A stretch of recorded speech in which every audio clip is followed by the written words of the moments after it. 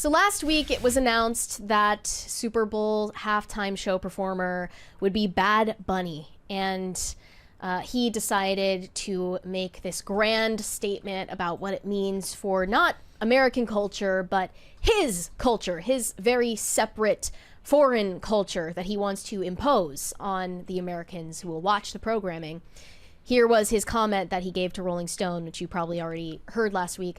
What I'm feeling goes beyond myself. It's for those who came before me and ran countless yards so I could come in and score a touchdown. This is for my people, my culture, and our history. So he's differentiating himself quite starkly from American culture. He likes the fact that this is his chance to disrespect American culture, of which football, of course, is a mainstay. And he also appeared on SNL over the weekend and delivered this monologue, which was half in Spanish. So I wanted to show that clip where he breaks into Spanish in the middle of his monologue, and there are all these English speakers in the audience just like, he could be saying anything right now, but I'm gonna clap. I'm very excited to be doing the Super Bowl, and I know that people all around Sunglasses the world inside, who love my music are also happy, especialmente He does look like he would make a great movie villain in the 80s. Thank you. Hold, please. Hold. All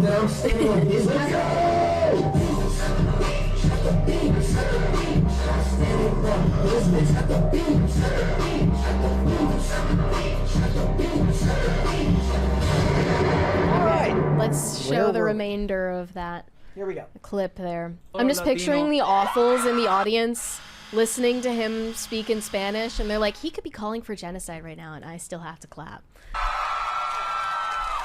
Todos los latinos y las latinas en el mundo entero y aquí en los Estados Unidos, todas las personas que han trabajado para abrir puertas, más que un logro mío,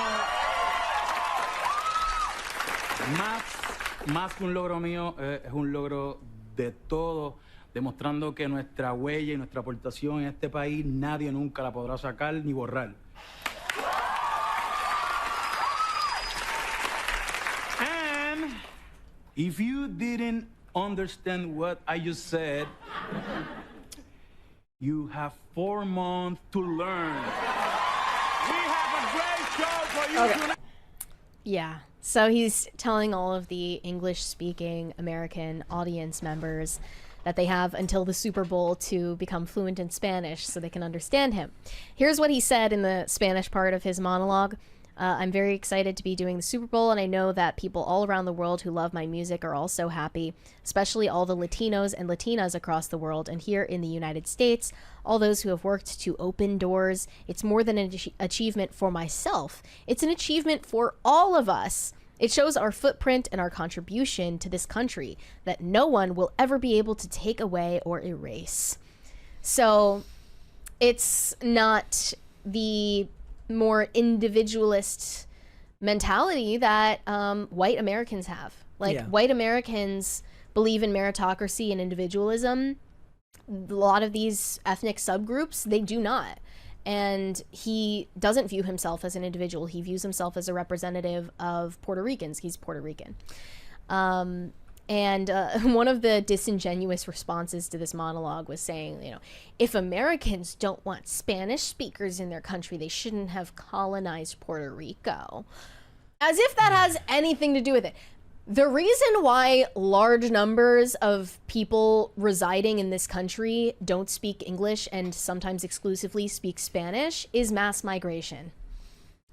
You know, like, that's by the numbers, that's why this has happened. And we have a right to expect them to Learn English. And of course, you know, if you said you have 4 months to learn to speak English or else you're getting deported, that makes you a monster. I'm gonna point this out, and I point this out every time we have a topic like this. One of the reasons it's like this is there is 35 to 40 years of television and movie propaganda where the rudest, most like off-putting character tells somebody who's being polite, speaking another language, to speak English, dude. Do you remember the first Transformers movie when they're talking to the dude who's in the military unit and the guy with the glasses is like, English, dude, and then that character dies later because he's a dick. He's acting like a dick. Racist. He's being a dick. He is being racist. So what they did is they showed you the worst possible example over and over and over again and pretended as if that was the baseline for the general request to say, I'm sorry, I don't speak that language, but since we're here in my home country, can we please speak this language? It's not trying to be rude. You're just saying a fact. If you go to another country now, most, especially if you're a tourist, they begrudgingly know at least a little bit of English because a lot of the tourism is based around American tourists, but they definitely look down on you for both trying to speak their language poorly, but also not speaking their language at all. And you're in a lose-lose situation. So you've been like the worst of the worst of the awfuls have been watching movies and television for 30 or 40 years that have said that if you expect this in your own country, you're a bad person because they've never been introduced to somebody doing it in a reasonable, polite way. Yeah, I mean, that's just Hollywood pushing stories that have no connection to anyone's real world experience. Most English speakers in this country at least have one experience where, they tried to converse with someone in another language and they receive vitriol for even trying or having an accent. And it's never the other way around. Like, for the most part, white English-speaking Americans are extremely kind and accommodating to people who are trying to speak our language, and we are very forgiving of the mistakes that they make. That's the douchebag racist in the movie doesn't exist in real life. I worked like retail for many, many years and heard a lot of languages that I didn't understand and was like, okay, let's try and figure out a way to understand what you're asking so we can take care of what you want. And it never bothered me to do that. It didn't happen super frequently. That was fine, but that's not what the rest of the world hears. And they would rather believe that what America is the caricature of the person who's just rude for the sake of being rude. Yeah, and as I said earlier, I was just in Rome and I didn't even attempt to speak Italian with anyone there because all of them know English and they have to if they work in a city like that with so much tourism revenue. And also because if I did try to speak Italian with any of them, that would have just pissed them off more. So why would I even try? And a lot of people think that that's a double standard. I don't. I am an American chauvinist, and I do think that the globe should speak English. Real. But especially this country should speak exclusively English. I know, and I kept saying he should be deported, and they're like, he's from Puerto Rico. So? Well, yeah, I mean, it's like, figure it out. Clearly, That's what I'm paying you for. hate this country. You should get out. Yeah. Like, we can deport him somewhere else. He speaks Spanish, and he really wants to. There's a lot of countries that speak Spanish, Why Puerto Rico? And my point earlier, I was trying to explain this thread, this really, really insightful post that I read where this guy's like the worst of the worst in the left will hear a statement. They know perfectly well what you mean.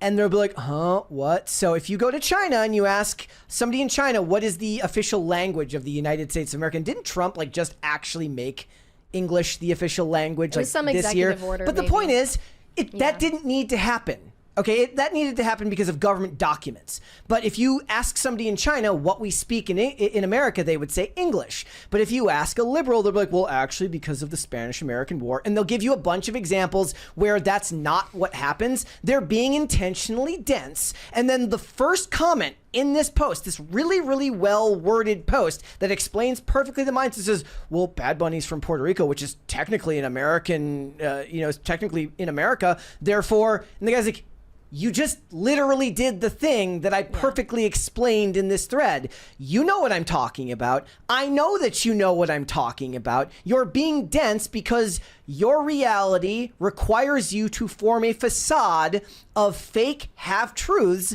around an idea to be in line with what you believe of the world. But it's not the world at large. Also, your language only survives if you enforce that legally. No one thinks it's racist that Canada tries to keep French a living language in their country. I was just there. I was like, why are you guys using kilometers? What you should do is you should go to...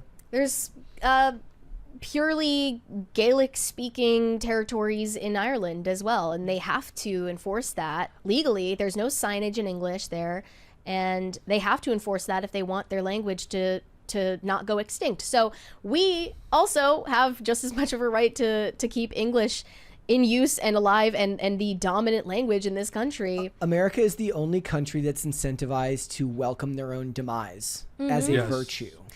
So Donald Trump just commented on Bad Bunny's selection as the Super Bowl headliner, saying, "I've never heard of him. I don't know who he is. I don't know why they're doing it.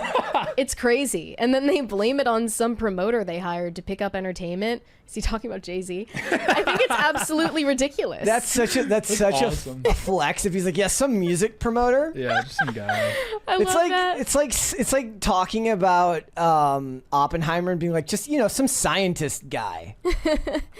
And then 50 Cent also weighed in on Bad Bunny's comments, saying, "I respect what he's doing, but telling Americans to learn Spanish for the Super Bowl, bro, this ain't Duolingo halftime. Last I checked, music's supposed to bring people together, not make us download Rosetta Stone." Yeah, I don't know if that's really the own that he thought it was, but Bad Bunny is an ornery, unpleasant young man. This was a mistake. Well, okay, This was a mistake for the cultural moment that we're at right now. It's not like America was less political in 2020 when they had Shakira and J-Lo, and he performed on that show with them. Okay? The point is they're widely known in America as well, and that's fine. That's if for English-speaking songs, whatever.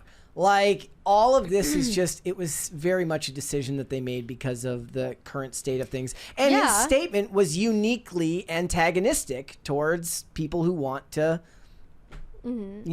live in a world where the halftime show is done that way. I'm not going to watch it anyways. I'm not going to watch the halftime show. I'm not going to boycott anything. It doesn't really matter to me. But his initial statement immediately turned it into something political. Well, not to downplay Bad Bunny's success, like obviously he's a huge artist, but he's actually not that well known in this country to normies. From everything that I've been told, he is. I think it might be the inverse, that normies know who he is, and then the politically inclined don't. No, he's not as well known in this country as a J-Lo or a Shakira or any of these other artists like that have been chosen for the past another example of years. This is like every time that this comes up now, they're like, well, what about when Gloria Estefan did the Super Bowl halftime show, pretending to not understand that the context of this situation is different than Gloria Estefan doing the Super Bowl halftime show or any of the other artists that did the halftime show, and not understanding that the comments that Bad Bunny made recently about not doing shows in America because of ICE raids turned it into a uniquely political situation. They're being intentionally dense. I think it was Rihanna in 2023. Another person like, well, Rihanna's wasn't born in America. Not the same thing. Not the point. Also, like she's incredibly famous, and also her performance was relatively, tame and inoffensive. Even though there were some conservatives who tried to say it was satanic because she was wearing red, that was a reach and everyone knew it. Thanks for watching. Listen to full episodes of Pop Culture Crisis on Spotify. Keep up with us on social media and make sure you subscribe and ring that bell so you never miss the show. Bye, guys.